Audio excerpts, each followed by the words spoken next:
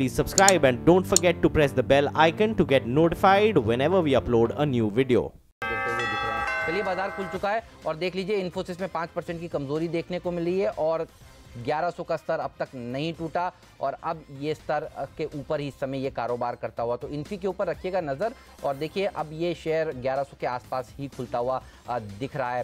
साथ ही UCO bank अब 9% टूट चुका है क्योंकि यहाँ पर सीबीआई ने जो मामला दर्ज किया है इनके पूर्व चेयरमैन पे, इस स्टॉक में तेज गिरावट देखने को मिल रही है। 10% नीचे इस समय खुलता हुआ। टाटा मोटर और टाटा मोटर्स के डीवीआर में तेज गिरावट देखने को मिल रही है, 2-2.5% नीचे ये शेयर खुलते हुए आपको दिखेंगे। साथ ही एचपीसीएल, बीपीसीएल, आईओसी देखिए ये गिरते हुए नजर आ रहे हैं। नीरज ने आपको सुबह सुबह कहा था कि यहाँ पर बेचकर चलना चाहिए क्योंकि कच्चे तेल में देखिए तेजी देखने को मिल रही है, उससे जियोपॉलिटिकल टेंशन जो और गहराती हुई नजर आ रही हैं।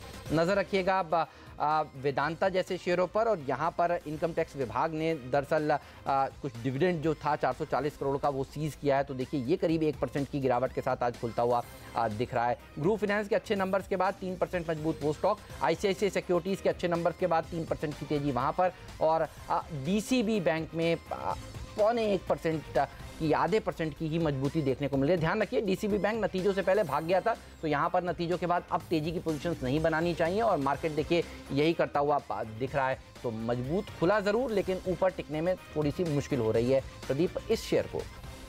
बिल्कुल, और इस वक्त अगर आप वायदा कारोबार पे नज़र डालें तो ज़्यादातर स्टॉक्स पे कमज़ोरी का रुख नज़र आएगा और यहाँ इन्फोसिस जहाँ 1100 पे टिकने की कोशिश कर रहा है, 1120 के करीब अब फ्यूचर्स के रेट पहुँचते हुए नज़र आए हैं। इसके अलावा टाटा एलेक्सी पे भी दबाव देखने को मिल रहा है। सारे के सारे out performing IT stocks Infosys के चलते दबाव में आ रहे हैं, आप देखिए।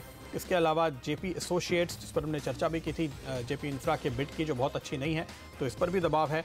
एचसीसी कमज़ोर होता हुआ और बैंकों में सिंडिकेट बैंक पर दबाव बढ़ता हुआ नज़र आ रहा है। अब शुरुआती ट्रेड के दौरान पोजीशंस अभी भी बननी शुरू हुई है, तो उस पर तो हम थोड़ी देर बाद नज़र डालेंगे, लेकिन अच्छा खासा दबाव ज़रूर है। इसके अलावा आप देखिए प्रेशर आता हुआ अडानी पावर के ऊपर, जहां हम कमज़ोरी बढ़ती हुई देख रहे हैं। टाटा मोटर्स और टाटा मोटर्स डीवीआर भी कमज़ोर होते हुए, लेकिन पॉजिटिव साइड में आप पिडिलाइट को इस वक्त वायदा कारोबार में लीड करते हुए देखेंगे। हेमंत आपकी टीम में शामिल था आज के दिन और इसमें अच्छी मजबूत शुरुआत देखने को मिल रही है। जेएसपीएल, सिप्ला, टोरेंट फार्मा, ये कुछ और स्टॉक्स हैं, और इंटरग्लोब एविएशन ये भी स्टॉक 2020 का एक स्टॉक है, आज आउट परफॉर्म करता हुआ डिपेंडेबल था हेमंत की टीम में और इसने भी अच्छा परफॉर्मेंस दिया है। एचपीसीएल इंटरेस्टिंगली यहाँ पर थोड़ा सा इंटरेस्ट बाइंग साइड में आता हुआ नजर आ रहा है, और अशोक लेलैंड, एनएमडीसी, ये कुछ और स्टॉक्स हैं जो पॉजिटिव है। हल्की मजबूत शुरुआत इन कुछ एक शेयरों में देखने को मिल रही है, लेकिन इस वक्त हमारा फियर एंड ग्रीड मीटर एक बार देख लेते हैं, क्योंकि मार्केट ब्रेथ अब ये बता रही है हमें कि 90% स्टॉक्स कमजोर हो चुके हैं। मिड कैप में 100 अंकों की गिरावट मिड कैप इंडेक्स में देखने को मिल रही है, तो 41 के आसपास इस वक्त पहुंचकर हमारा fear and greed meter trade करता हुआ, जो पिछले सेशन में 62 पर था। तो जैसे कि हम शुरुआत में आपको बता रहे थे, वायदा कारोबार के संकेत, सारे ट्रेडिंग आंकड़े यही कह रहे थे कि बाजार काफ़ी पॉजिटिव होकर के वीकेंड के दौरान गया था। ऊपर के लेवल से करेक्शन भले हुए हो, लेकिन पोजीशंस कटी नहीं थी, और अब वो पोजीशंस कटती हुई नजर आ रही हैं। 10,450 के नीचे चूंकि हम आए, हालांकि निचले स्तरों से इस वक्त निफ्टी अब 10,440 तक आया है, तो रिकवर होता हुआ नजर आ रहा है। बिल्कुल चिंता की बात नहीं है। देखिए 10,400 अब तक टूटा नहीं, और ध्यान रखिएगा आज अमेरिका किस तरह से रिएक्शन देगा ये इंपॉर्टेंट है। और इस समय अगर आप देखें तो डाउ फ्यूचर दरअसल 80 पॉइंट ऊपर है, तो दिक्कत की बात बिल्कुल भी नहीं है जब तक 10,400 देखिए टूटता नहीं है, और इसीलिए देखिए बाजार में निचले स्तरों से एक स्मार्ट रिकवरी देखने को मिल रही है। तो हमारा सवाल था क्या इन्फोसिस खरीदना चाहिए, ये थोड़ा टफ क्वेश्चन है, क्योंकि आप देखिए 11,202 का स्तर इसने छुआ, 1100 अब तक तोड़ा नहीं है और रिकवरी देखने को मिल रही है। लेकिन टीसीएस के स्टॉक पर रखिए नज़र, 1-1.5% रिकवर हो चुका है टीसीएस का शेयर निचले स्तरों से, अच्छी रिकवरी इस स्टॉक में देखने को मिल रही है। बागले साहब, क्या ये स्टॉक आज आउट परफॉर्मेंस दिखा सकता है? हम सुबह सुबह भी कह रहे थे कि टीसीएस के लिए दिक्कत की बात तो दरअसल नहीं है, मार्जिन का गाइडेंस इन्फी ने कमज़ोर दिया है, टीसीएस के तो नंबर्स आने वाले हैं। दरअसल टीसीएस में तेज़ी करना चाहते हैं, इन स्तरों पर तेज़ी करेंगे तो किस तरह के लेवल्स देखने को मिल सकते हैं बताइए? टीसीएस आज का स्टॉक ऑफ द डे हो सकता है, जहां खुला वहां से रिकवर करता हुआ। हेमंत 3100 एक स्ट्रॉन्ग सपोर्ट है और वहीं से एक 10 रुपये गैप से, मतलब फ़र्क से वहाँ से घुमा है। मुझे लगता है ये 3200 तक आज के दिन में जा सकता है। करंटली 3140-45 है, यहाँ से भी 50-60 रुपये ऊपर दिखता है। 32-20 तक के मुझे लेवल्स दिखते हैं। आशीष जी, आपको भी टीसीएस अच्छा लगता है क्या, और आप आपके नज़र में कौन से लेवल्स होंगे? क्योंकि देखिए एक्सपेक्टेशंस तो ये बन गई हैं कि 19 अप्रैल को इस बृहस्पतिवार को जो टीसीएस के नतीजे आएंगे, क्योंकि गोल्डन जुबली ईयर है तो कुछ शेयर धारकों के फेवर में खबरें निकल कर आ सकती हैं, और इसी के चलते देखिए टीसीएस में कमज़ोरी नहीं है दरअसल। टीसीएस क्या खरीदना चाहेंगे? बिल्कुल, देखिए अब बिल्कुल हेमंत, और कहीं भी कोई साइन भी नहीं है ऐसा वीकनेस का। मुझे लगता है 3120 के लेवल काफ़ी अहम सपोर्ट लेवल्स हैं टीसीएस में, और अगर से ये लेवल्स होल्ड करते हैं, टीसीएस फ्यूचर्स के लेवल में दे रहा हूँ, तो मुझे लगता है 3220 3230 तक की अपसाइड टीसीएस के अंदर देखने को मिल सकती है। साथ ही एक और स्टॉक जो मुझे मेरे रडार में आ रहा है लॉन्ग साइड पे, जैसे मैंने कहा था एसआरएफ के ऊपर बात की थी, ये एक बहुत स्ट्रॉन्ग ट्रेंड बना रहा है, और महिंद्रा, ये दो स्टॉक मुझे लगता है आज ट्रेडिंग के लिहाज से दोनों ही काफ़ी मजबूत नजर आ रहे हैं। देखिए टीसीएस कहाँ खुला और कहाँ से रिकवर हुआ। 3113 का इसने लो लगाया, और सुबह जब हमारी बात हो रही थी इन्फोसिस के नतीजों पर, तो हम कह रहे थे कि देखिए इन्फोसिस को छोड़ दीजिए, टीसीएस पर नज़र रखिए, और देखिए वहाँ से क्या शानदार तेज़ी देखने को मिल रही है। 3160 का स्तर इसने अभी हासिल किया है। टीसीएस ज़बरदस्त प्रदर्शन दिखाता हुआ। अब बागले साहब एक बार अपने टारगेट्स दोहराइए, टीसीएस पर आपने क्या दिए थे? 3200 तक के लेवल्स देखने को मिल सकते हैं आज बाजार बंद होने तक, राइट? 3200 3220 ये मैंने रेंज दी थी, और आज या लेटेस्ट कल मॉर्निंग ओपनिंग में क्या तेजी देखने को मिल रही है। और देखिए बाजार पूरी तरह रिकवर होता हुआ, और इसका दरअसल कारण भी टीसीएस और इन्फोसिस है। इन्फोसिस का 6% वेटेज, टीसीएस का 3.5% का वेटेज निफ्टी में कमजोरी के साथ खुले, और देखिए अब ये दोनों ही स्टॉक्स रिकवर करते हुए नजर आ रहे हैं, और इसीलिए 10,450 के आसपास इस समय निफ्टी पहुंचता हुआ। तो वागले साहब आपने कहा था 10,400 के आसपास खरीदारी करनी चाहिए, ये बताइए अभी खरीद लें? जिन्होंने अभी तक नहीं सुना खरीदा, आज इस कार्यक्रम के अंत होने तक क्या निफ्टी हरे निशान में पहुंचने का दमखम रखता है, और बैंक निफ्टी के हरे निशान में पहुंचने का दमखम रखता है? देखिए जो होना था वो तो हो गया पूरा। सीरिया पर अटैक भी हो चुके, वो खत्म हो गई, बात हमारे पीछे हुई, इन्फी के नंबर्स पे भी एक रिएक्शन आ गया। क्या अभी खरीद लेना चाहिए बाजार? और डाउ फ्यूचर्स ध्यान रखिए 80 पॉइंट ऊपर है। हेमंत, 80 पॉइंट नीचे गैप डाउन खुलते या दिखते मुझे लग रहा था कि ये ऊपर में टिकेगा नहीं, बट ऐसा नहीं है। जिस तरह से रिकवर हुआ है मुझे लगता है और अपसाइड आएंगे। 10,500 520 तक तो हम जाएंगे। अभी लेना है या 20-30 पॉइंट का निफ्टी में, या 50 70 80 पॉइंट का बैंक निफ्टी में करेक्शन के लिए वेट करना है, यही एक सवाल है। उतना मिल सकता है शायद आपको, तो 20-30 पॉइंट नीचे निफ्टी आपको लेकर चलना है, और आज का दिन पॉजिटिव रहेगा। एक इंटरेस्टिंग आप देखिए अशोक लेलैंड वागले साहब जो आपका स्टॉक था, वहां पर भी हम करीब 1.5% की रिकवरी निचले स्तरों से आज के दिन देख चुके हैं। इंडिया बुल्स वेंचर्स एक और स्टॉक होगा जहां पर कमजोर शुरुआत के बाद हमने करीब 5% की रिकवरी आते हुए देखी है। मिश्र धातु निगम बाजार खुलने के पहले हमने आपको बताया था इस स्टॉक पर नजर रखनी चाहिए, और ये स्टॉक अब करीब 7.5% ऊपर दिखाई दे रहा है। ये भी कमजोर खुला, तो कमजोर शुरुआत का फायदा उठाते हुए इन तमाम स्टॉक्स में लोगों ने आज निवेश किया है, और इनमें आप इस वक्त तेजी बनते हुए देख रहे हैं। इंडिया बुल्स वेंचर्स पे अमरीश आपका कोई कॉल है? नहीं, इंडिया बुल्स वेंचर पे वागले साहब आप क्या कहेंगे? ये लगातार आउट परफॉर्म कर रहा है स्टॉक, 326 327 के लेवल इस वक्त आते हुए। प्रदीप, मेरे लिए ये बाय है, क्योंकि फ्राइडे का कैंडल एक ब्रेकआउट कैंडल था, और आज करेक्शन हुआ ही नहीं, वही लेवल पे एक थोड़ा सा नीचे होके फ्राइडे के हाई को क्रॉस कर रहा है। तो मैं जो बोलता हूँ अभी के अभी बाय करने वाला ये स्टॉक है। और इसमें मैंने आई थिंक एक 15 दिन पहले या 3 हफ्ते पहले या उसके आसपास हमने एक बड़ा टारगेट की बात की। मैंने 440 450 की 1 से 3 महीने के व्यू से बात की है, जिसको मैं मेंटेन करता हूँ, और कोई किसी को वो व्यू से लेना है उसके लिए स्टॉप लॉस होगा लगभग 310 का। तो 310 का स्टॉप लॉस रखिए, लॉन्ग साइड की पोजीशंस बनाइए। और बता दूं आपको ये भी है नया 52 वीक हाई लगातार लगाता हुआ ये स्टॉक, ज़बरदस्त तेजी इस स्टॉक में देखने को मिल रही है। लेकिन आज के सत्र में देखिए मेटल्स भी आउट परफॉर्मेंस दिखा रहे हैं। JSPL 1.5% ऊपर, और सबसे अच्छा प्रदर्शन दिखाने वाला शेयर देखिए दरअसल यही है FNO का। ये बताइए आशीष, JSPL खरीदना चाहेंगे क्या? क्योंकि एक रिपोर्ट तो ये भी कहती है कि जिस तरह से रशिया और अमेरिका के बीच में तनाव चल रहा है, किसी और सैंक्शन की बात अगर कोई और सैंक्शन अगर लगाता है अमेरिका रशिया पर, तो फिर मेटल्स में तेजी होगी। क्या JSPL आज अच्छा प्रदर्शन दिखा सकता है? इसके लिए टारगेट्स बताइए आपके क्या निकल कर आ रहे हैं। बिल्कुल दिखा सकता है हिम्मत, क्योंकि बहुत अच्छा एक बिल्डअप हुआ है, बहुत स्ट्रॉन्ग ब्रेकआउट है और आज भी हम देख रहे हैं 4% का एडिशन ऑलरेडी हम ओपन इंटरेस्ट में देख चुके हैं। तो मुझे लगता है 251 के एक स्टॉप लॉस से लॉन्ग पोजीशन बनानी चाहिए।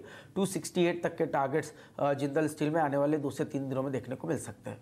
ओके और देखिए हम फ्यूचर ग्रुप के स्टॉक्स पर लगातार नजर रखे हुए हैं। फ्यूचर मार्केट नेटवर्क पे नजर डालिए, करीब 6.5% का इजाफा यहाँ देखने को मिलेगा। वॉल्यूम अब तक अगर आप देखें तो इस काउंटर के एवरेज वॉल्यूम से करीब 60% के आसपास देखे जा चुके हैं। फ्यूचर मार्केट नेटवर्क वो स्टॉक है और FLFL यानी फ्यूचर लाइफस्टाइल एंड फैशंस की बात सुबह आशीष कर रहे थे। इनफैक्ट वागले साहब से हम इस ग्रुप के तमाम स्टॉक्स पर लगातार कॉल नहीं रहे हैं और इसमें देखिए फ्यूचर मार्केट नेटवर्क इस वक्त आपके सामने है। FLFL हालांकि आज थोड़ा सा करेक्ट होता हुआ फ्यूचर मार्केट पे वागले साहब अगर आप नजर डालें करीब 150, 147, 148 पे ये स्टॉक इस वक्त चल रहा है, अब 9% ऊपर आ चुका है। प्रदीप ये फ्रेश ब्रेकआउट है। ये इसमें ऐसे स्टॉक्स में वो 20% वाले जा सकते हैं और मुझे वो 20% के लिए खेलना नहीं है। मैं ये देख रहा हूँ कि इसका वीकली पैटर्न काफ़ी पॉजिटिव है। तो आपको अगर 180 to 200 ये व्यू लेकर 1 से 3 महीने का व्यू से ये पकड़ना है तो मैं समझता हूँ एंट्री अभी भी की जा सकती है। करंटली एट 150 आपको एक 10-1 रुपये का स्टॉप लॉस लेना होगा। ऑन द अपसाइड 180, 190 आपको मे बी 4 से 5 हफ्तों में मिल सकता है। ऑलराइट, स्टॉक पर रखिएगा नजर। और JSPL देखिए अब 1.5% वाला 2% की मजबूती दिखा रहा है। अशोक लेलैंड देखिए 1.5% मजबूती दिखा रहा है। अच्छी तेजी अशोक लेलैंड में देखने को मिल रही है। DCB बैंक अच्छे नंबर्स के बाद 2% की मजबूती दिखा रहा है। मिड कैप इंडेक्स कभी भी ध्यान रखिए लाल निशान से हरे निशान में आ जाएगा। और बैंक निफ्टी तो अभी जब प्रदीप सवाल पूछ रहे थे वागले साहब से तब हरे निशान में एक बार तो आ गया था और देखिए वापस से बाजार शानदार रिकवरी दिखाता हुआ दिख रहा है। अच्छी रिकवरी देखने को मिल रही है। 6% नीचे खुला था इन्फोसिस, अब 4% नीचे रह गया है। तो दिन के निचले स्तर से इन्फी में भी रिकवरी आई है और TCS तो खैर हरे निशान के साथ कारोबार कर ही रहा है। और दूसरे IT स्टॉक्स भी हेमंत, इनफैक्ट वागले साहब एक चार्ट देखिए आप जरा मेजेस्को का। ये स्पेशलाइज्ड IT कंपनी है जो खासतौर पे इंश्योरेंस वर्टिकल पे सर्विस देती है और जिस तरह के वॉल्यूम के साथ यहाँ तेज़ी बनी है 3.5% के आसपास का इजाफा होता हुआ इस वक्त आपको नज़र आएगा मेजेस्को में। क्या लगता है चार्ट्स पे? प्रदीप एक ब्रेकआउट है और आपकी IT में पकड़ के मुझे दाद देनी पड़ेगी क्योंकि मुझे याद है हमने 2-3 स्टॉक्स ऐसे पकड़े हैं, नाम मैं भूलता हूँ। फर्स्ट सोर्स, एक तो फर्स्ट सोर्स है, दूसरा एक मैस्टेक भी है। मैस्टेक, हाँ, और वही ग्रुप है। सिमिलर पैटर्न जो मैस्टेक में दिखा ये मुझे इसमें दिख रहा है। मैं समझता हूँ ये 580 से 600। और इसमें क्या है, इंट्राडे या एक दिन का व्यू लेना नहीं चाहिए। इसमें 1 महीने का या 1 से 3 महीने का व्यू लेते हैं तो ज़्यादा बेटर बड़ी मूव पकड़ सकते हैं। मुझे लगता है ये सूनर देन लेटर 600-620 तक जा सकता है और करंटली एट 531 एक 510 के स्टॉप लॉस से आप 3-4% की रिस्क लीजिए और 600-620 तक के टारगेट्स में दूंगा। और ये लीजिए बैंक निफ्टी अब हरे निशान में, मिड कैप इंडेक्स हरे निशान में, निफ्टी जैसा कि हम कुछ देर पहले कह रहे थे क्या ये हरे निशान में आ सकता है, अब ये किसी भी वक्त हरे निशान में आने के लिए तैयार होता हुआ ज़बरदस्त तेज़ी देखने को मिल रही है बाज़ारों में। जहां खुले देखिए वहीं से ही एक स्मार्ट रिकवरी देखी जा रही है। ICICI सिक्योरिटीज़, ग्रुप फाइनेंस अच्छे नंबर्स के बाद अब भागते हुए दिख रहे हैं। ग्रुप फाइनेंस के अच्छे नंबर्स के बाद अब इंडिया बुल्स हाउसिंग में भी देखिए तेजी देखने को मिल रही है। DHFL भी हम देख रहे थे शुक्रवार को अच्छा प्रदर्शन दिखा रहे हैं। हाउसिंग फाइनेंस कंपनियों से इस बार आपकी एक्सपेक्टेशंस क्या हैं, कैसे आ सकते हैं ओवरऑल नंबर्स, और कौन सा स्टॉक आपको सबसे अच्छा लगता है इस पॉकेट में लॉन्ग टर्म के लिहाज से? नंबर्स तो ठीक ठाक ही आएंगे and we have already seen that for group finance. और मुझे यहाँ सबसे ज़्यादा पसंद है HDFC which is the leader, और उसके बाद I think one should start looking at LIC housing, which I think should continue doing well at least in the possible future. LIC housing के नंबर ध्यान रखिए अगले हफ्ते सोमवार को आने वाले हैं। अगले साहब LIC हाउसिंग फाइनेंस यहाँ पर कितनी तेजी देखने को मिल सकती है, इसके चार्ट्स देखकर बताइए, यहाँ पर दम है? हेमंत 566, 567 1 से 2 दिन के व्यू से बिल्कुल है। इसका रिजल्ट कब है? अगले हफ्ते सोमवार को। हाँ, तो हम 3 से 4 दिन का व्यू लेते हैं क्योंकि प्री रिजल्ट जो मूव हम कहते हैं मुझे लगता है ये आनी चाहिए 567 इवन 570 तक। तो यहाँ से 2 से 3% की अप मूव मैं समझता हूँ आनी चाहिए। आशीष जी, आपको भी मुझे याद है कुछ दिनों पहले ये शेयर पसंद था, आपने कहा था कि यहाँ पर लगता है कि बॉटम बन गया है और अब यहाँ से तेजी देखने को मिल सकती है। आज दिन के दौरान LIC हाउसिंग फाइनेंस कितना अच्छा प्रदर्शन दिखा सकता है, बताइए। देखिए बहुत स्ट्रॉन्ग बेस बना है और मुझे लगता है कि अब तो शायद आज जो लो बना है 553 का वही स्टॉप लॉस रख के लॉन्ग पोजीशन बनाई जा सकती है।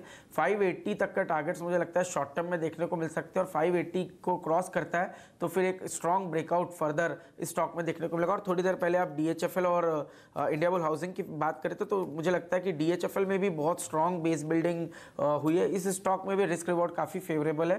540 का स्टॉप लॉस होगा और 575 580 तक के टारगेट्स DHFL में भी देखने को मिल सकेंगे। तो हाउसिंग फाइनेंस कंपनियों के कह सकते हैं हम ग्रो फाइनेंस के साथ, और इसके वजह से उम्मीद बन रही है कि दूसरी कंपनियां भी अच्छे नतीजे देंगी, मजबूती बढ़ती हुई।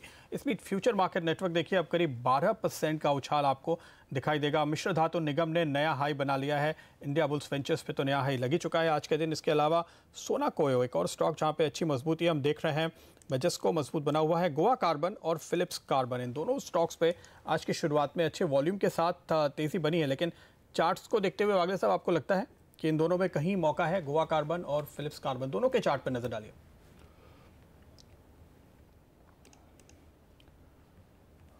प्रदीप बाउंस बैक के व्यू से ही खेलना है। गोवा कार्बन मुझे लगता है 927 का करंट भाव है, मैं समझता हूँ 955 960 उससे ऊपर, मतलब पैटर्न वाइज मुझे ये बाउंस बैक लगता है। बिटवीन द टू मैं फिलिप्स कार्बन के साथ जाऊंगा और फिलिप्स कार्बन अगर 1230 के लेवल्स क्लियर कर देता है तो मुझे इंटरेस्ट आएगा, फिर मैं 1400 तक की बात करूंगा। फिलहाल bounce back move for 2-3% upside. Alright, तो रखिए नज़र इन स्टॉक्स पर। बहुत सारे शेयरों में दमदार तेजी देखने को मिल रही है आज। देखिए लगता यही है कि सीरिया वाली खबर को बाजार ने बिल्कुल जो कहते हैं एक नीजर्क रिएक्शन दिखाया और उसके बाद अपनी चाल में चलते हुए डाउ जोन्स के फ्यूचर्स यहाँ से और मजबूती के साथ कारोबार करते हुए अब नज़र आ रहे हैं। PSU बैंक देखिए ये निचले स्तरों से आज सुधरते हुए नज़र आ रहे हैं, तो रिकवरी है इस समय का प्ले। और एक स्टॉक जो रिकवर तेज़ी से होता हुआ इस समय दिख रहा है वो है नाल्को का स्टॉक। आप देखिए नाल्को, हिंडाल्को, ये हरे निशान में आते हुए, तो जो हम कह रहे थे कि देखिए रशिया के साथ जो तनाव है अमेरिका के, उसके चलते अगर कोई भी सैंक्शंस अमेरिका के ऊपर लगते हैं तो फिर अब अमेरिका अगर रशिया पर लगाता है तो वो फिर पॉजिटिव माना जाएगा। और ये देखिए पूरा का पूरा मेटल पैक मजबूती के साथ कारोबार करता हुआ। तो पहले पूछते हैं कि नंबर्स कैसे आएंगे इन मेटल कंपनियों के। बलिगा साहब, मैं कुछ रिपोर्ट्स पढ़ रहा हूँ जो कह रहे हैं कि मेटल्स डिसअपॉइंट नहीं करने वाले इस बार। कुछ ही दिनों में हिंडाल्को ने देखिए जो दाम बढ़ाए हैं, नाल्को में तेजी देखने को मिली है। ये बताइए मेटल पैक में आपको कौन सा स्टॉक सबसे अच्छा लगता है? नतीजों से पहले कहाँ पर तेजी करनी चाहिए? From a short to medium term angle aluminium stocks तो क्लियरली अच्छे लगते हैं क्योंकि जिस हिसाब से प्राइसेस बढ़े हैं, I think this will clearly still get reflected in the stock prices because of which both Hindalco and Nalco even at these levels look good. But as far as steel stocks are concerned, मैं थोड़ा बहुत cautious रहूँगा। तो steel stocks में cautious, Hindalco NALCO पसंद। हिंडाल्को नाल्को में कौन सा स्टॉक आपको चार्ट्स पर बागले साहब ज़्यादा अच्छा लगता है? वैसे छोटे टिकट साइज का तो नाल्को है, क्या नाल्को ज़्यादा तेज भाग सकता है और आज ये स्टार परफॉर्मर हो सकता है? ग्लोबल मार्केट्स में तो इस समय दरअसल रिकवरी देखने को मिल रही है। हेमंत, मैंने ये थर्सडे को रिकमेंड किया था, मुझे याद है। ये ऑल्टरनेटिंग पैटर्न हो रहा है, एक दिन हिंडाल्को चलता है, फिर वो रुकता है, फिर नाल्को चलता है। तो आज और कल शायद नाल्को चलेगा, फिर हिंडाल्को का भी पैटर्न कोई खराब नहीं है। दोनों कंपटीशन है। मेरा नाल्को का मैंने जो थर्सडे को टारगेट दिया था वो 80, 81 या शायद इवन 82, जिसको मैं मेंटेन करता हूँ। शायद हम वो थोड़ा सा खींच के 84 तक भी ऊपर करेंगे और ये मुझे लगता है बुधवार तक आना चाहिए। हिंडाल्को मुझे लगता है 250 तक की मूव की ये शुरुआत है। करंटली है 239, 235 के स्टॉप लॉस से 4 रुपए का रिस्क ले और 250, 252 तक 2 से 3 दिन का व्यू बनता है। तो ऑल्टरनेट पैटर्न की वजह पीछे वजह ये थी कि जो रसल पे उस वक्त बैन लगा था तो पहले समझ में आया कि एल्यूमिनियम चल रहा है तो लोगों ने हिंडाल्को लिया। फिर नाल्को के मैनेजमेंट ने जब क्लैरिफाई किया कि एल्यूमिना के भाव भी काफ़ी बढ़ गए हैं एल्यूमिनियम के साथ साथ, तो फिर लोगों ने नाल्को पे फोकस किया। ऐसे चल तो दोनों साथ में ही रहे। एक और चार्ट देखिए इंडियन होटल का, पिछले हफ्ते भी हम बात कर रहे थे जिस तरह से चंद्रा साहब ने पूरे डिटेल दिए कि वो अपनी ग्रुप की कंपनीज़ को मजबूत बनाने में लगे हुए हैं। पिछले हफ्ते के आखिरी दौर में हमने तमाम टाटा ग्रुप स्टॉक्स में इसके वजह से एक्शन देखा था और ये स्टॉक खास तौर पे मजबूत होता हुआ नज़र आ रहा था। अब आपको आज क्या लगता है वागले साहब, मजबूत शुरुआत तो है? पैटर्न इसमें भी मैं थोड़े से प्रदीप वॉल्यूम्स इसमें कभी कभी क्या होता है साइडवेज चले जाता है, बट पैटर्न वाइज तो मैं इसमें इम्प्रेस्ड हूँ। करंटली एट 142, मुझे लगता है 138 के स्टॉप लॉस से बाय करते हैं तो 154, 155 2 से 3 दिन में ये मोमेंटम बिल्कुल दिखा सकता है। एक फ्रेश ब्रेकआउट है, बिल्कुल ज़बरदस्त प्रदर्शन दिखाता हुआ इंडियन होटल्स। वागले साहब गोवा जाने का मूड है क्या आपका? हाल फिलहाल कोई प्लानिंग कर रहे हैं छुट्टियों में घर वर जाने की? आप अगर छुट्टी देंगे तो मैं जाऊंगा। ऐसा मत कहिए। मैं इसलिए पूछ रहा था कि डेल्टा कॉप मुझे तेजी के साथ कारोबार करता हुआ दिख रहा है आज के सत्र में। डेल्टा कॉप लाते हैं आपकी स्क्रीन पर और वागले साहब से पूछते हैं क्या वागले साहब को इसमें दम लग रहा है? आज के दिन ये स्टॉक आउट परफॉर्म कर सकता है क्या? जब करेक्शन हुई तब इसने अपनी करेक्शन को बहुत तेज़ी से देखिए रिकवर किया है। वागले साहब, पिछले कुछ दिनों में एक खबर आई थी गोवा में फीस बढ़ाने की, licensing fees, annual licensing fees, और तेज़ी से गिरा था। 3-4 दिन बाद बहुत स्मार्ट रिकवरी देखने को मिली थी डेल्टा कॉप में। क्या डेल्टा कॉप अब अच्छा प्रदर्शन दिखा सकता है? वो कमज़ोरी नेगेट हो गई है क्या? आपके चार्ट्स क्या बोलते हैं? हेमंत, मोमेंटम तो है, उसमें कोई डाउट नहीं है। आप अभी ये लेवल पे बात करेंगे तो मैं 285 जो कि यहाँ से 4-5% है उसकी बात करूँगा। 274 275 का करंट प्राइस है।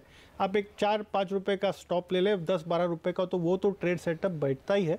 लेकिन ऐसे वाले स्टॉक जो मोमेंटम दिखाते हैं 10% 20%, अगर 287 के ऊपर चले जाता है फिर मैं 320 तक की बात करूंगा। और अगर ये दोनों हो गया तो आपने 270 पे 275 पे बात करके अगर 330 गया तो वो तो काफ़ी बड़ी मूव मानी जाएगी। और वागिल साहब, आपको याद ही होगा 250 रुपए के आसपास ये बॉटम बन रहा है। ये चर्चा हमने की थी 2 हफ्ते पहले और बिल्कुल वहीं से उसके बाद 2-3 दिन की जबरदस्त तेजी में नुकसान की काफ़ी भरपाई हुई। अब कंसोलिडेशन और फिर से तेजी बनती हुई नजर आ रही है। डीसीबी के चार्ट भी एक बार देख लीजिए वागिल साहब। सुबह तुलसियान जी से बात हो रही थी, उन्होंने कहा कि वो डीसीबी पर बाइक की सलाह देते हैं, खरीदारी करनी चाहिए। आज बाजार खुलने के बाद अच्छे वॉल्यूम के साथ ये स्टॉक चल रहा है, मजबूत नतीजे, फंडामेंटली स्ट्रॉन्ग है, फंडामेंटल एनालिस्ट को पसंद आता है।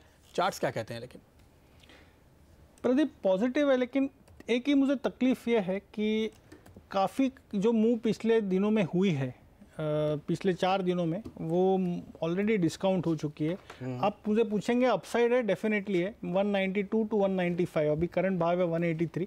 180 के तक के करेक्शन आते हैं तो मैं ऐड करूंगा, या अभी लेना है तो अभी भी ले सकते हैं। मुझे लगता है 178 के स्टॉप लॉस से फॉर अ टारगेट ऑफ 192, उसके ऊपर का मेरा व्यू नहीं है। ऑलराइट, तो ये रहा डीसीबी बैंक पर। अब हमारे जो एक्सपर्ट्स हैं वो हमारे साथ अब बने हुए हैं।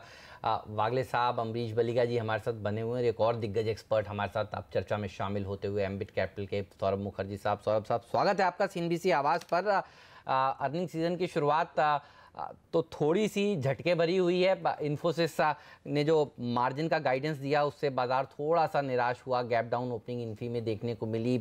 आपने किस तरह से देखे आईटी में इन्फोसिस के नतीजे, और इस सेक्टर पर अब आपका क्या व्यू है?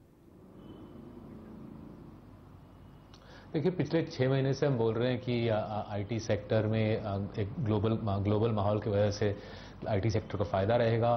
दूसरी चीज़ हम बोल रहे थे, अभी भी बोल रहे हैं कि रुपये में वीकनेस नज़र आएगी। जैसे जैसे तेल का भाव बढ़ता है, रुपये में वीकनेस आई थिंक आना वाजिब है। और तीसरी बात, बाकी इंडिया में माहौल देखते हुए, बाकी मार्केट में वैल्यूएशन देखते हुए 6 महीने पहले आईटी के स्टॉक बहुत ही आकर्षक थे। रैली ज़बरदस्त हुई आईटी में, रैली की वजह से उस आकर्षण थोड़ा कम हो गया है। लेकिन अभी भी मेरा कहना होगा कि एक लार्ज कैप आईटी स्टॉक, एक ना एक लार्ज कैप आईटी स्टॉक एक हाई क्वालिटी इंडियन पोर्टफोलियो में होना चाहिए। अब वो उस पोर्टफोलियो उस स्टॉक का क्या नाम है मेरे को अलाउड नहीं है बोलना रेगुलेटरी कारणों की वजह से, but high quality IT services की जगह एक इंडियन पोर्टफोलियो में अभी भी बनी हुई है। लेकिन 6 महीने पहले जिस तरह का रेजिंग अट्रैक्शन था, जिस तरह का ज़बरदस्त अंडर वैल्यूएशन था सेक्टर का, वो क्लियरली अभी रहा नहीं। तो ये एक स्टॉक जो आप चुन रहे हैं, ये टॉप 3-4 कंपनीज में से ही कोई एक होगा, या कोई खास वर्टिकल है जहां पर बहुत फोकस तरीके से कुछ कंपनी काम कर रही हो, सेकंड लाइन या मिड कैप्स, उन पर आपकी नज़र ज़्यादा है? नहीं जी, second line mid cap IT में मेरे को डर ये लगता है कि हम जैसे नॉन टेक एक्सपर्ट्स का कोई भी हमारे पास तजुर्बा नहीं है, कोई भी हमारे पास ग्राउंड नहीं है कि हम आपको कोई second line IT stock recommend करें। इसलिए मेरे को कभी समझ नहीं आता मैं कि without any technical expertise competence में कैसे कोई second line IT stock recommend कर सकता हूं। जैसे आप बोल रहे हो टॉप 3 या 4 स्टॉक्स में से एक फ्रंट लाइन आईटी स्टॉक लेके पोर्टफोलियो में रखना सेंस बनाता है। स्केल गोरिल्ला लीजिए, इसको हम इंग्लिश में स्केल गोरिल्ला बोलते हैं, ऐसी स्टॉक जहां पे डिविडेंड और पैट मोटा मोटी सिमिलर अमाउंट हो, जितना भी पैट आ रहा है वो सारा का सारा डिविडेंड बन जा रहा है, वैसा स्टॉक लेके almost as a yield play, as a dividend play आप अपने पोर्टफोलियो में रखिए और थोड़ा बहुत जो ग्रोथ आएगा उस कंपनी में उसी से आपका फायदा है। ऐसे स्टॉक इंडिया में बहुत रेयरली मिलते हैं, इसलिए जब आईटी स्टॉक्स 6 महीने पहले बहुत अट्रैक्टिव थे, लेकिन अभी भी बोलूंगा एक ना एक front line large scale IT stock लेके पोर्टफोलियो में रखिए, फायदा रहेगा आपको। बिल्कुल, आप तो ये पॉकेट में दिग्गजों के साथ रहिए, ये राय निकल कर आ रही है। लेकिन अब सबकी निगाहें तो सौरभ साहब बनी हुई हैं कर्नाटका में क्या हो इस बार, और जो कुछ एग्जिट पोल्स आए हैं इंडिया टुडे के खास तौर पर, उसमें हंग पार्लियामेंट की बात वहाँ पर हो गई है। ये बताइए आप किस तरह से रीड कर रहे हैं, और आपकी भी बहुत इंटरेस्टिंग रिपोर्ट्स आती हैं पोल्स पर, प्री पोल्स पर, क्या व्यू बन रहा है इस समय आपका? देखिए, मतलब बाकी का जो 12 पूरा फिस्कल एक्चुअली अगर आप देखिए FY19 वाला फिस्कल, ये इलेक्शनों का फिस्कल है। अभी कर्नाटका, फिर विंटर में हम MP, छत्तीसगढ़, राजस्थान की बात करेंगे और फिर जनरल इलेक्शंस की बात करेंगे, और ओपिनियन पोल जैसे आप बोल ही रहे हो एक के बाद एक आते रहेंगे। इससे मार्केट में बहुत मुंबई में स्पेशली बहुत बातें होती है, बहुत गपशप होती है। इकोनॉमी पे कुछ फर्क नहीं पड़ता, जब जहाँ तक मेरे को नज़र आ रहा है लास्ट 50 साल का आंकड़े देखकर, ना तो स्टेट का ना तो सेंटर का इलेक्शन का इकोनॉमी कुछ खास फर्क पड़ता है। हाँ, लेकिन मार्केट में लोग बहुत एक्साइटेड हो जाते हैं, और अगर ओपिनियन पोल की वजह से अगले 6-7 महीने में अगर मार्केट 10-15% गिरा, तब मेरे लिए मार्केट बहुत आकर्षक बन जाएगा। अभी भी मेरा सोचना है कि ये मार्केट ओवर वैल्यूड है, 10% से ओवर वैल्यूड है, करेक्शन के बावजूद अभी भी 10% ओवर वैल्यूएशन बनी हुई है। और अगर ये ओपिनियन पोल्स की वजह से अगले 6-7-8 महीने में मार्केट 10-15% क्रैक कर गया, तब आई थिंक इंडियन मार्केट में निवेश करना बहुत आकर्षक हो जाएगा। 10 से 15% की और गिरावट की बात आप यहाँ से कर रहे हैं, लेकिन ये तो घरेलू पॉलिटिक्स की बात हुई। फिलहाल तो बाजार को जो सुबह आके रोज़ झटके लगते हैं वो ग्लोबल पॉलिटिक्स की वजह से ज़्यादा लगते हैं। तो सीरिया में जो कुछ चल रहा है, अमेरिका और रूस के जो इक्वेशंस हैं, और कच्चा तेल चूँकि लगातार बढ़ता जा रहा है, तो आप इकोनॉमिक्स की बात करें तो हमारी इकोनॉमिक्स तो कच्चे तेल की वजह से पूरी की पूरी कई बार डीरेल हो चुकी है। बिल्कुल, देखिए तेल एक पुराना विलन है इंडियन मार्केट के लिए। इसका हमारे फिस्क पे डैमेजिंग इम्पैक्ट रहता है, हमारे करंट अकाउंट डेफिसिट पे डैमेजिंग इम्पैक्ट रहता है। सो अगर तेल 70 के ऊपर रहा किसी वजह से, सीरिया की वजह से, सऊदी क्या बोल रहा है उसकी वजह से, अगर तेल 70 के ऊपर रहा देन जाहिर है हमारे इकोनॉमी पे दबाव इस साल धीरे धीरे बढ़ जाएगा। I think rupee already pressure पे आ रही है। सो oil is a known villain, oil एक डेडली विलन है, कुछ खास हमारी सरकार इसके बारे में कर नहीं सकती, केयरफुली रहना पड़ेगा। लेकिन जो एक दूसरी बात है कि बिकॉज चारों तरफ दुनिया में ओवर वैल्यूएशन का माहौल है, इक्विटीज़ में, बॉन्ड्स में ओवर वैल्यूएशन का माहौल है, इसलिए ये सारे जियोपॉलिटिकल रिस्क्स और उभर के आ रहे हैं। अगर मार्केट सस्ता होता, अगर आप मानिए निफ्टी 8000 पे ट्रेड कर रहा होता, सेंसेक्स 26,000 पे ट्रेड कर रही होती, देन ये सारे डेवलपमेंट्स इतने चिंताजनक नहीं होते। So not just India, US में भी सेम माहौल है, ओवर वैल्यूड स्टॉक मार्केट है, बॉन्ड यील्ड्स ऊपर की तरफ जा रही हैं। इसलिए इस माहौल में जियोपॉलिटिकल डेवलपमेंट्स और वरीसम हो जाते हैं, एंड शायद यही डेवलपमेंट्स हमारे लिए मार्केट के लिए नेगेटिव कैटलिस्ट बन सकते हैं। सो मेरे ख्याल से वैल्यूएशन के लिए अगर मैं अंडर वैल्यूएशन के लिए वेट कर रहा हूँ, मेरा हमेशा ज़िंदगी में सोचना है कि मार्केट लेवल पे हमेशा सस्ता लेना चाहिए, स्टॉक हाई क्वालिटी लेनी चाहिए, लेकिन मार्केट को क्रैक करने के लिए वेट करना चाहिए। एंड सारे आसार ऐसे हैं दुनिया में, लग रहा है कि वो क्रैक आ सकता है, नॉट जस्ट इंडिया में, अक्रॉस ग्लोबल इक्विटी मार्केट्स। और उस क्रैक में भारत में सबसे ज़्यादा कमज़ोरी कौन सी पॉकेट में आपको लगता है आएगी, और आउट परफॉर्मेंस वाले सेक्टर्स कौन से हो सकते हैं? गिरावट में खरीदारी क्या करनी चाहिए सर? देखिए, जो हमारे देश में लास्ट 4-5 साल में लो इन्फ्लेशन, लो इंटरेस्ट रेट्स का जो माहौल रहा है, इससे सबसे ज़्यादा फ़ायदा हुआ है फाइनेंशियल सेक्टर को, BFSI सेक्टर को। और हालात यहाँ पे आके पहुँचे हैं कि BFSI सेक्टर निफ्टी का कुछ 35-36% हो गया है। कोई भी सेक्टर इंडिया के हिस्ट्री में इतना महंगा नहीं रहा है, किसी भी सेक्टर का निफ्टी में इतना अहम रोल रहा नहीं है। सो जैसे जैसे ये माहौल लो इन्फ्लेशन, लो इंटरेस्ट का बदलता है, मैक्रो साइकिल दूसरी उल्टी तरफ जाती है, हायर इंटरेस्ट रेट्स की तरफ और हायर इन्फ्लेशन की तरफ, सबसे ज़्यादा नुकसान इसी सेक्टर को आएगा। सो अगर मार्केट 10% ओवर वैल्यूएशन है तो BFSI सेक्टर 20% ओवर वैल्यूड है। ओके अगर आप ये बताएं सौरभ कि क्या ऐसे माहौल में कोई एक आध सेक्टर आपको ऐसा नजर आ रहा है जो पॉजिटिव सरप्राइज भी कर सकता है नतीजों के लिहाज से खास तौर पे? आई थिंक दो सेक्टर ऐसे साफ हमारे सामने उभर के आ रहे हैं। पहला, जैसे सरकार ने बार बार बोला है कि वो फार्मर्स को सपोर्ट देंगे, फार्मर्स को उनके कॉस्ट के ऊपर 50% की मार्जिन देंगे और ये एमएसपी के माध्यम से दिया जाएगा। बजट में भी सरकार ने 21% ग्रोथ बजट की है क्रॉप सपोर्ट के लिए। सो जाहिर है इससे रूरल इंडिया का फायदा रहेगा। अगर मानसून मोटा मोटी ठीक रहें रूरल इंडिया में इस साल एक उछाल वाजिब है। वो ट्रैक्टर्स, टू व्हीलर्स, एफएमसीजी, तरह तरह से आप उस उछाल के लिए वेट कर सकते हो। जस्ट मेरी इतनी रिक्वेस्ट रहेगी कि कोई स्पेक्युलेटिव सेकंड रेट काउंटर मत खेलिएगा। हाई क्वालिटी स्टॉक्स है रूरल इंडिया स्टोरी को प्ले करने के लिए। आई थिंक उस सेक्टर में सरकार के एफर्ट्स की बदौलत एक रिकवरी नजर आएगी इस साल। और दूसरा है मेटल्स एंड माइनिंग। ग्लोबली एक रिकवरी चारों तरफ नजर आ रही है। यूएस में हो, जर्मनी में हो, हमारे देश में हो। मेटल प्राइसेस लगता है राइज कर सकते हैं अगले 12 महीने में तेल के साथ साथ। और इंडिया में मेटल्स एंड माइनिंग जो स्टॉक्स है उनका 70-80% का कोरिलेशन है एलएमई में मेटल प्राइसेस के साथ साथ। कुछ नई सप्लाई इंडिया में तो आएगी नहीं, ना तो कोयला ना तो ज़मीन है इंडिया में नई सप्लाई आने के लिए। एंड इसलिए जो एस्टैब्लिश्ड प्रोड्यूसर है मेटल्स एंड माइनिंग में, फेरस हो नॉन फेरस हो, उनका फायदा रहेगा। So that would be another way, दूसरा तरीका इकोनॉमिक रिकवरी को खेलने का। तो ये तरीके हैं जिससे आप इस इकोनॉमिक रिकवरी को खेल सकते हैं। बहुत बहुत शुक्रिया आप सौरभ जी आज समय निकालने के लिए, CNBC आवाज़ पर आने के लिए और अपनी बहुमूल्य राय हमसे शेयर करने के लिए। और अब हमारे साथ देखिए ashwinigujaral.com के फंड मैनेजर अश्विनी गुजराल जी भी जुड़ चुके हैं। अश्विनी जी बताइए आप कैसे अप्रोच करेंगे आप मार्केट को? खुला और खुलने के बाद एक अच्छी रिकवरी देखने को मिली, bank Nifty, mid cap index हरे निशान में भी आए। देखिए फ्राइडे का लो होल्ड किया है खासकर बैंक निफ्टी पे, और आईटी में भी लोअर लेवल से कुछ इम्प्रूवमेंट है। तो मेरे हिसाब से फाइनेंशियल्स और ये जो रूरल कंज्यूमर थीम है इसमें बने रह सकते हैं। तो अब भी जो है बैंक निफ्टी में खरीदारी का मौका हो सकता है। और एज वी गो फॉरवर्ड शाम तक आपको और इसमें 100-125 point up side of the range की तरफ जाते हुए आपको निफ्टी बैंक निफ्टी मिल सकते हैं। बट आउट परफॉर्मेंस आज फाइनेंशियल्स में ही रहेगी। इस नज़रिए के साथ मदरसन लिया जा सकता है 332 का स्टॉप, 350 का टारगेट। ब्रिटानिया ले सकते हैं 5200 का स्टॉप, 5350 का टारगेट। और मारुति ले सकते हैं, ये 9100 का स्टॉप है और इसमें 9250 का टारगेट है। ओके तो ये है स्टॉक्स। मदरसन सुमी बाई करने की राय है इस वक्त, खरीदारी करके चलें आप। और यहाँ पर तेजी करने की राय है मारुति में भी, यानी ऑटो पे इन जनरल, ऑटो एंसिलरी पे एक पॉजिटिव व्यू आ रहा है। मदरसन के टारगेट और स्टॉप लॉस आपकी स्क्रीन पर हैं, और अब मारुति के भी टारगेट और स्टॉप लॉस 9250 और 9100 के स्टॉप लॉस यहाँ पर आप रखेंगे।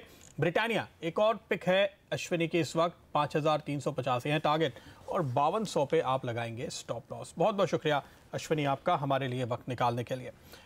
और एक बार बाजार पर नजर डालें हैं इस वक्त। देखिए जैसे कि अश्विनी बता रहे थे, बैंक निफ्टी पॉजिटिव जोन में आ चुका है, करीब 7 पॉइंट ऊपर एक पॉजिटिव टिक यहाँ पर देखने को मिला है। इसके अलावा वायदा कारोबार में जो अच्छी पोजीशंस बन रही हैं, डीसीबी बैंक की हमने बात की थी, ये लीड करता हुआ दरअसल नजर आ रहा है। कैनरा बैंक, आईडीबीआई भी कुछ हद तक पोजीशंस बनी है, लेकिन इनमें खास प्राइस मूवमेंट नहीं है। पिडीलाइट एक स्टॉक जिस पर आज हेमंत की भी नजर बनी हुई थी, यहाँ पे हाईएस्ट ओपन इंटरेस्ट बिल्डअप अब देखने को मिल रहा है। वागले साहब एक बार इसके चार्ट देखिए, इस वक्त 17-18% के करीब ओपन इंटरेस्ट बिल्डअप हुआ है, तेजी देखी जा रही है। प्रदीप मेरे लिए ये क्लियर बाय है, क्लियर ब्रेकआउट है, और मैं समझता हूँ इसमें इनफैक्ट 2-3 दिन पहले मैं इसमें बेरिश था, बट वो मेरा व्यू गलत था। एक फ्रेश हाई मुझे लगता है 1065 तक के जाने के अच्छे चांसेस है। 1065 ये मैं आज और कल में भी बाय एंड ऑफ टुमारो, और अभी आप बाय करते हो तो इसमें स्टॉप लॉस आपको रखना है 1034 का।